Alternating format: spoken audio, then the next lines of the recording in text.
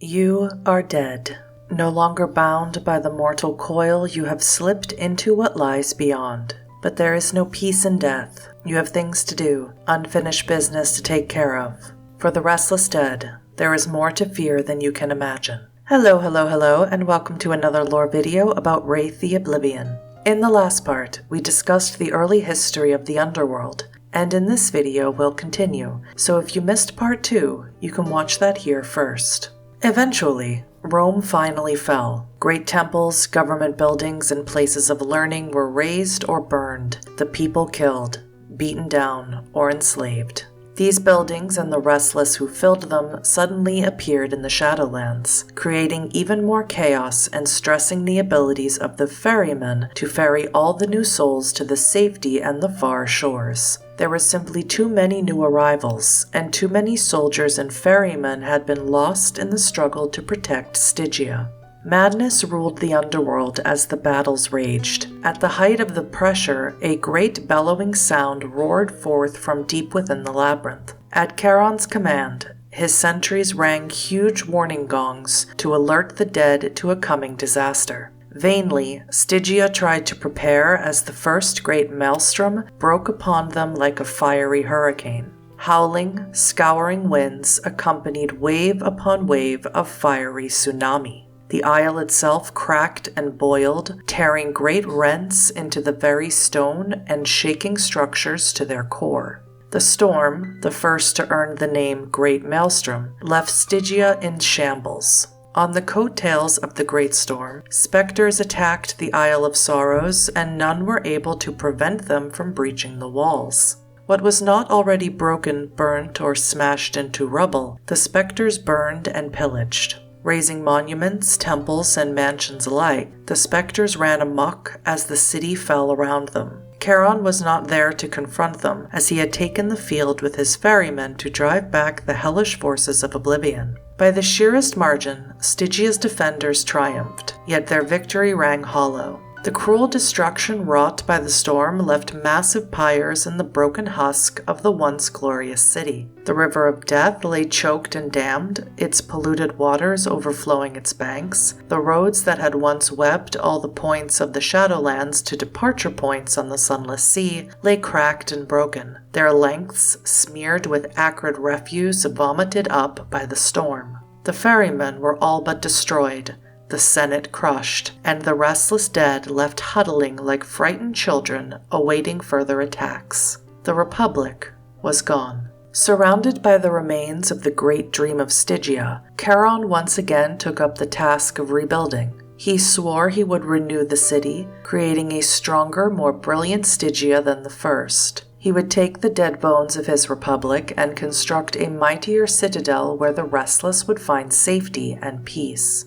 Rising above the despair, he and his lieutenants took up the broken and battered stones of the old Stygia. They created a new citadel of hope patterned after new empires from the living world. But they built up the foundations of the old republic in keeping with the words of the Lady of Fate.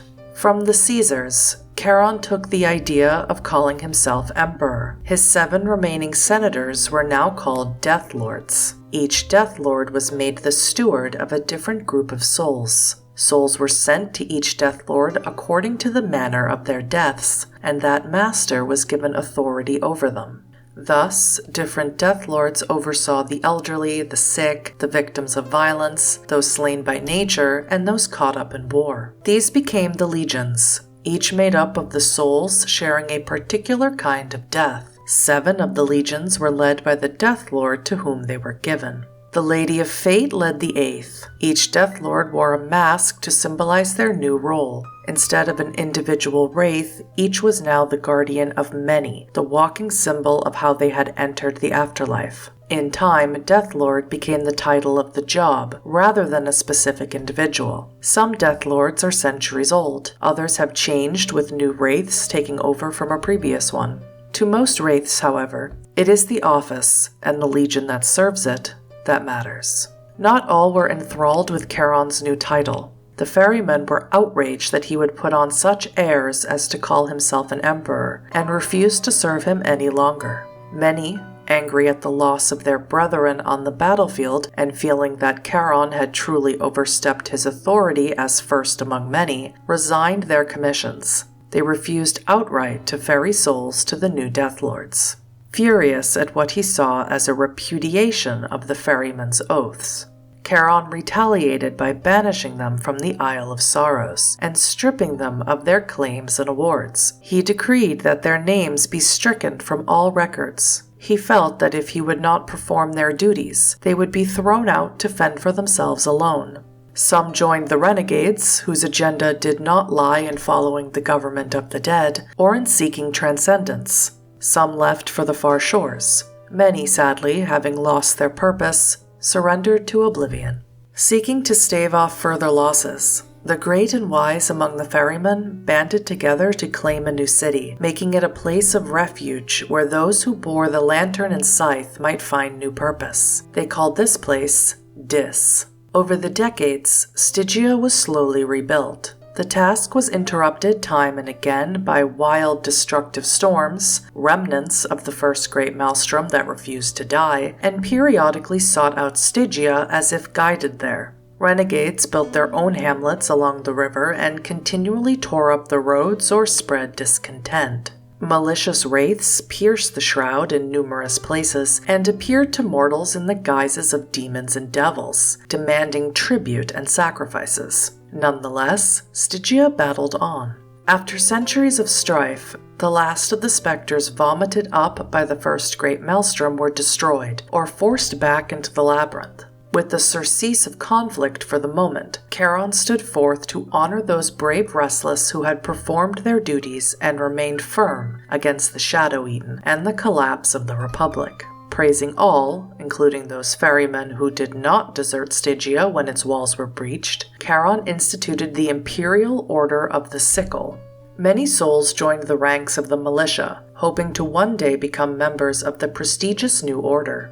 Even today, some members of each legion may be granted a place in the order for bravery, great leadership, or great work done to increase their legion's success and standing.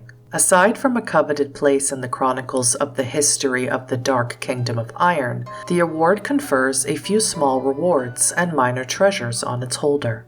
With the brief peace, the dead set about repairing the roads and buildings destroyed by the Maelstrom, and as newly dead souls provided a greater workforce, not to mention more raw materials for the forge, Nudri and his apprentices created new structures, including a seawall around the Isle of Sorrows that would stand against any storm. While Stygia was rebuilding, the Fishers returned. Their golden ship, used to transport wraiths to the far shore they called Paradise, was seen just off the Isle of Sorrows. They took on hopeful passengers, then built a magnificent temple on one of the hills of the isle itself. Finally, they approached Charon, demanding that he tithe to their temple. Though he heard them out, Charon refused, arguing that he served the Lady of Fate and the whole island of the dead and not any particular far shore. He made a counter-proposal. His proposal was accepted and became known as the Treaty of Paradise.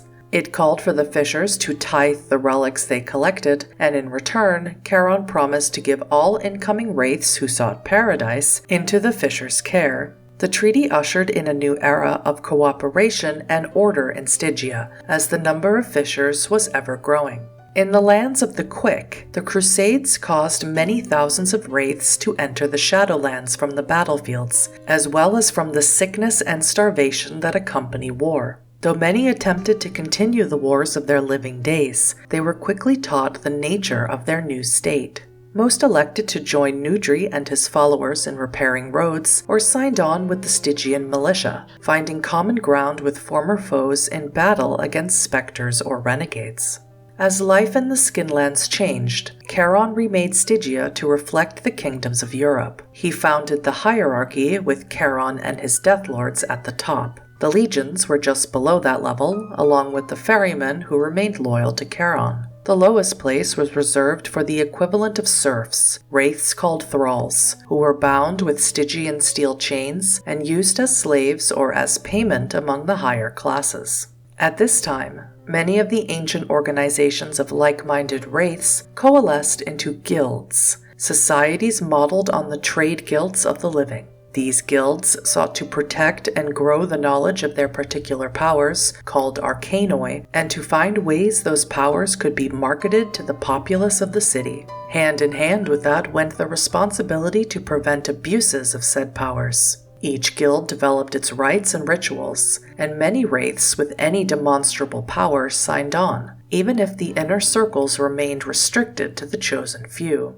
Charon later claimed credit for organizing the guilds, something he would come to regret as the second Great Maelstrom arrived. In the next Wraith the Oblivion lore video, we'll continue discussing the history of the Underworld and the Great Maelstroms that have plagued it. I make World of Darkness lore videos multiple times a week, so if you enjoyed this video, please consider subscribing. And as always, thank you so much for watching. Remember, Restless Dead, life can get worse after it ends.